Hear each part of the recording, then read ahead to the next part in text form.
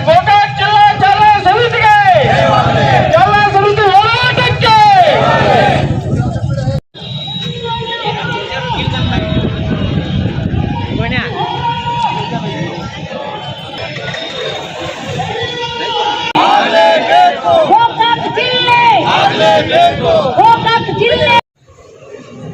ವ್ಯಾಪಾರ ದೃಷ್ಟಿಯಿಂದ, ಅಭಿವೃದ್ಧಿ ದೃಷ್ಟಿಯಿಂದ ಪ್ರತಿಯೊಂದನ್ನು ಗಮನದಲ್ಲಿಟ್ಟುಕೊಂಡು ಗೋಕಾಕ ಜಿಲ್ಲೆ ಆಗಬೇಕು ಅನ್ನುವಂಥ ಎಲ್ಲರ ಕೂಗು ಒಂದಾಗಿದೆ. ಆ ನಿಟ್ಟಿನಲ್ಲಿ ನಾವು ಕರ್ನಾಟಕದ ಮುಖ್ಯಮಂತ್ರಿಗಳಾದಂಥ ಸನ್ಮಾನ್ಯ ಶ್ರೀ ಸಿದ್ದರಾಮಯ್ಯನವರಿಗೆ ನಾವು ಮತ್ತೊಂದು ಮನವಿಯನ್ನು ಮಾಡ್ತಾ ಇದ್ದೀವಿ.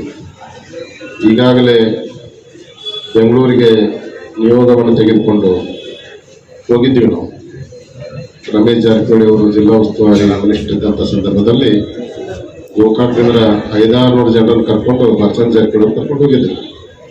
ಅವಾಗೂ ಕೂಡ ನಾವು ಮನವಿ ಮಾಡಿದ್ದೀವಿ. ಎಲೆಕ್ಷನ್ ಸಮೀಪ ಇರುವುದರಿಂದ ಅವಾಗ ಘೋಷಣೆ ಆಗಲಿಲ್ಲ.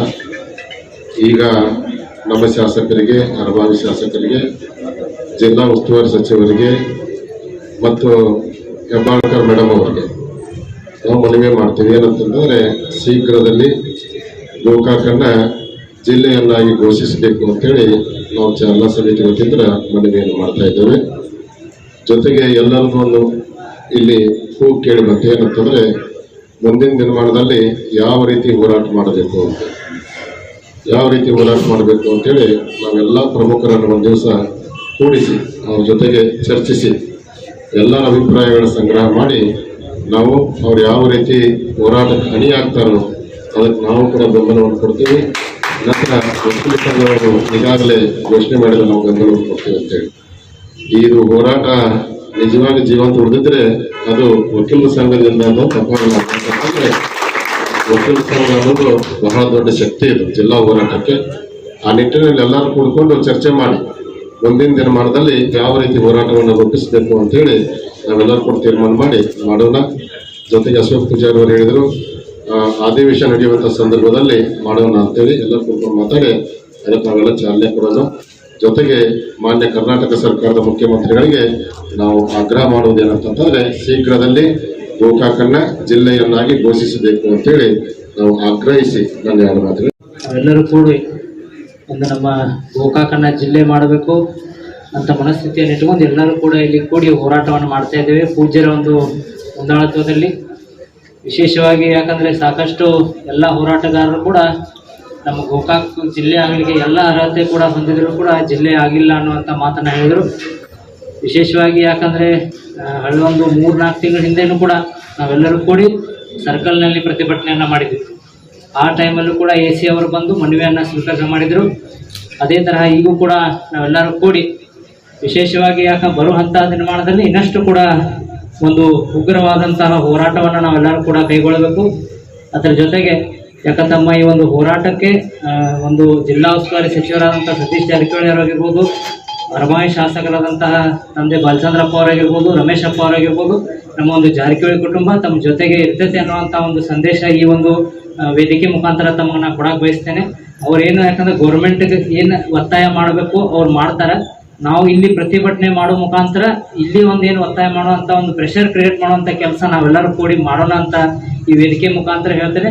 ಬರುವಂಥ ದಿನಮಾನದಲ್ಲಿ ಇನ್ನಷ್ಟು ಕೂಡ ತೀವ್ರ ಆದಂಥ ಒಂದು ಹೋರಾಟ ನಾವೆಲ್ಲರೂ ಕೂಡ ಕೈಗೊಳ್ಳೋಣ ಅಂತ ಹೇಳಿ ತಮ್ಮೆಲ್ಲರಿಗೂ ಕೂಡ ವಂದಿಸಿ ನಾನು 2 ಮಾತು ಮುಗಿಸ್ತೀನಿ. ಕಾರಣಾಂತರಗಳಿಂದ ಈ ಹೋರಾಟಗಾರ ಮಲಗಿದಾರೋ, ಇಲ್ಲಿ ವ್ಯವಸ್ಥೆ ಮಲಗಿದ್ರು, ಯಾಕೆ ಇದನ್ನು ಧ್ವನಿ ಎತ್ತಬಾರ್ದು? ನೀವೇ ನೋಡ್ರಿ, ನಾವು ಏನು ಬೇಕಾದ ಹೋರಾಟ ಮಾಡಿ ಸಹಿತ ನಮ್ಮ ಹೋರಾಟದಿಂದ ಜಿಲ್ಲಾ ಆಗ್ತಿತ್ತು ಅಂತ ಭರವಸೆ ನಮಗೆ ಉಳಿದಿಲ್ಲ. ಆದ್ರೆ ವಿಷಯ ಜೀವಂತ ಇರ್ತೈತಿ, ಸರ್ಕಾರದ ಮೇಲೆ ಒತ್ತಡ ಇರ್ತೈತೆ ಅನ್ನೋ ಸಲುವಾಗಿ ನಮ್ಮ ಹೋರಾಟ ಬೇಕು. ಈಗ ಮಾನ್ಯ ನಮ್ಮ ಸಚಿವರು, ಶಾಸಕರು ನಮ್ಮ ಜಿಲ್ಲೆ ಆಗ್ಬೇಕು ತೀರ್ಮಾನ ತಗೋಬೇಕಾದ್ರೂ ಸಹಿತ ನಾವು ಕೂಗು ಹಾಕ್ಬೇಕಲ್ಲ, ನಮ್ಮ ಒತ್ತಾಯ ಮಾಡ್ಬೇಕಲ್ಲ. ಒತ್ತಾಯ ಮಾಡಿದಾಗ ಜಿಲ್ಲಾ ಆಗೈತೆ ಅನ್ನೋ ಸಲುವಾಗಿ ನಾವು ಅವರಲ್ಲಿ ವಿನಂತಿ ಮಾಡ್ಕೊತೀವಿ. ನೀವು ಇಬ್ಬರು ಸಭೆ ಕರ್ಕೆಸಿಂದ ತೀರ್ಮಾನ ತೋರಿಸ್ತಂತ ಕರ್ಕರಿ ನೀವು ನಿಮಗಾದ್ರೆ ಬಹುಶಃ ಈಗ ಅಧಿವೇಶನ ಬರ್ತೈತಿ. ಅಧಿವೇಶನಕ್ಕಿಂತ ಮುಂಚಿತವಾಗಿನ ಈ ನಮ್ಮ ಹೋರಾಟದ ಒತ್ತಡ ಇವತ್ತು ಸರ್ಕಾರದ ಮೇಲೆ ಉಳಿಬೇಕಾಗತ್ತಿ.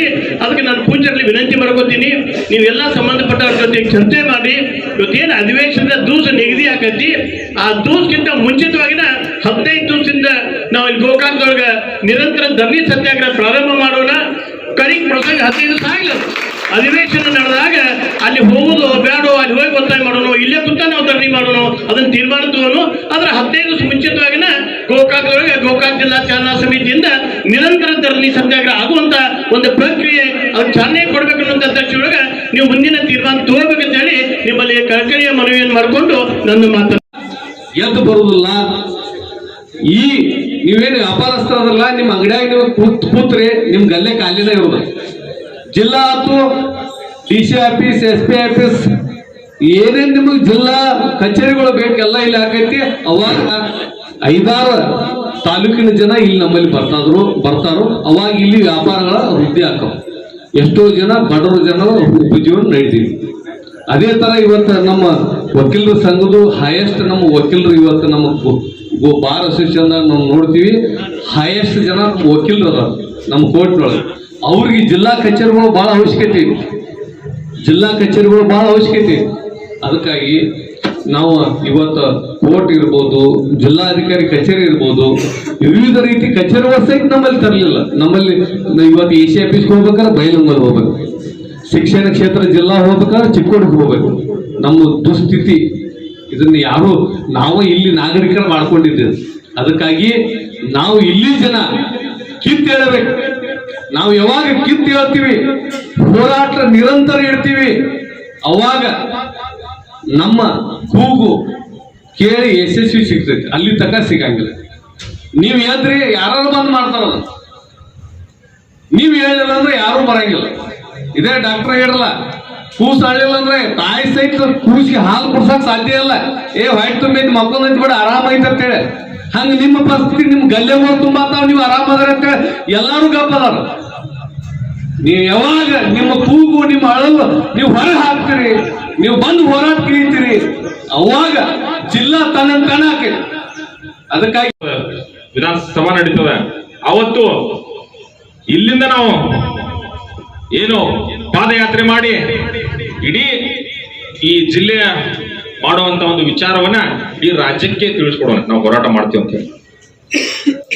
ನಾ ಹೇಳುದಷ್ಟ, ಮಗು ಅಳ್ಲಿಕ್ಕಂದ್ರ ತಾಯಿನೂ ಎದೆ ಹಾಲು ಕುಡಿಸೋದಿಲ್ಲ. ನಾವು ಅಳಾತಿಲ್ಲ ಅಂದ್ರೆ ನಮ್ದು ಹೋರಾಟ ಸ್ಟ್ರಾಂಗ್ ಇಲ್ಲ. ಯಾವಾಗ ನಮ್ಮ ಗೋಕಾಕದ ನಾಗರಿಕರಿಗೆ, ಪ್ರತಿಯೊಬ್ಬ ನಾಗರಿಕರಿಗೆ ನಮ್ಮ ಗೋಕಾಕ ಜಿಲ್ಲೆ ಆಗ್ಬೇಕಂತ ಹೇಳಿ ಒಂದು ಕಿಚ್ಚು ಬರ್ತದ, ಅವತ್ತು ನಮ್ಮ ಗೋಕಾಕ ಜಿಲ್ಲೆ ಆಗೇ ಆಗ್ತದೆ. ಇದಕ್ಕ ಉದಾಹರಣೆ ಅಂದ್ರ ನಮ್ಮ ಮೂಡಲಿಗೆ ಒಂದು ಉದಾಹರಣೆ.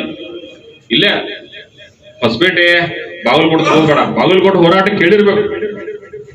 ಹೊಸಪೇಟೆದಂತೂ ರಾಜಕೀಯ ಇಚ್ಛಾಶಕ್ತಿ ಅದ. ಬಾಗಲಕೋಟೆ ಹೋರಾಟ ಜನರು ಮಾಡಿದೊಂದು ಹೋರಾಟ ಅದ. ಆ ಹೋರಾಟದ ಪರವಾಗಿ ಅಲ್ಲಿ ಜಿಲ್ಲೆ ಆಯ್ತು. ಮೂಡ್ಲಿಗೆ ಒಂದು ಬಹಳ ಒಂದು ಒಳ್ಳೆ ಉದಾಹರಣೆ ಅದ. ಅದನ್ನ ನಾವು ತಿಳ್ಕೊಂಡು ಹೋರಾಟ ಮಾಡೋಣ.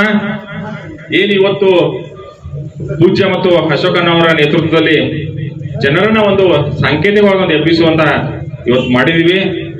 ನಾಳೆಯಿಂದ ಪ್ರತಿ ನಾಗರಿಕರಿಗೆ ಈ ಸಂದೇಶ ಮುಟ್ಟೋಣ, ಅವರನ್ನು ನಮ್ಮ ಹೋರಾಟಕ್ಕೆ ಎಳ್ಕೊಳ್ಳೋಣ. ಅವಾಗ ನಮ್ಮ ಗೋಕಾಕ ಜಿಲ್ಲೆ ಆಗೇ ಆಗುತ್ತೆ ಅಂತ ಹೇಳಿ ನಾನು ಒಂದ್ 2 ವರ್ಷದಿಂದ ನಡೆದೈತಿ. ಹಿಂದೆ ಹೇಳಿದಾಗ ಬಸ್ ಸುಟ್ಟಿದ್ದಾಯ್ತು, ಅಂಗಡಿ ಕಲ್ಲೋದಾಯ್ತು, ಕೇಸ್ ಆದದ್ದಾಯ್ತು. ಒಂದು ಕೇಸ್ ಆದ್ರೆ ಅದ್ರೊಳಗೆ 31 ಜನ ಆರೋಪಿಗಳಿದ್ರೆ 10 ಜನ ಆರೋಪಿಗಳು ಸಹಿತ ಕೇಸ್ ನಡೀತದೆ. 10 ಜನ ಆರೋಪಿಗಳು ಸತ್ತ ನಂತರ ಕೇಸ್ ಮುಗಿತು. ಇಷ್ಟೆಲ್ಲ ಈಗಾಗಲೇ ಹೋರಾಟ ಮಾಡಿದ್ದೈತಿ. ಇದೇ ಹೋರಾಟ ನಾವು ಮುಂದುವರ್ಸ್ಕೊಂಡು ಹೋದ್ರೆ ಅದ್ರ ಯಾವ್ದಕ್ಕೆ ಮಾಡಬೇಕು, ಜಿಲ್ಲಾ ಏನು ಅನ್ನೋದನ್ನು ಈಗಾಗಲೇ ಎಲ್ಲ ಹಿರಿಯರು ಸಾಕಷ್ಟು ವಿವರ ಹೇಳಿದರು. ಅದಕ್ಕೆ ಈಗ ಈ ಸಂದರ್ಭದಲ್ಲಿ ತಮ್ಮೆಲ್ಲರಿಗೆ ಹೇಳೋದಿಷ್ಟ, ಆದಷ್ಟು ಮಟ್ಟಿಗೆ ನಾವು ಹೋರಾಟವನ್ನು ತೀವ್ರಗೊಳಿಸೋಣ. ಆಮೇಲೆ ಜಿಲ್ಲೆ ಘೋಷಣೆ ಆಗುವವರೆಗೆ ನಾವು ಏನಾದರೂ ಒಂದು ಮಾಡಬೇಕು. ಅದ್ರ ಬಗ್ಗೆ ಎಲ್ಲ ಹಿರಿಯರು ಕೂಡಿಸಿರೋ ನಿರ್ಣಯ ಕೈಗೊಂಡ ಅದನ್ನ ಅವರ ನಿರ್ಣಯ ತಗೋಬೇಕು, ಅದನ್ನ ನಾವೆಲ್ಲ ಪಾಲಿಸೋಣ ಅಂತೇಳಿ ಈ ಸಂದರ್ಭದಲ್ಲಿ ಹೇಳಿ ನನ್ನ 2 ಮಾತುಗಳಿಗೆ ಹೇಳಿದ. ಬರುವಂತ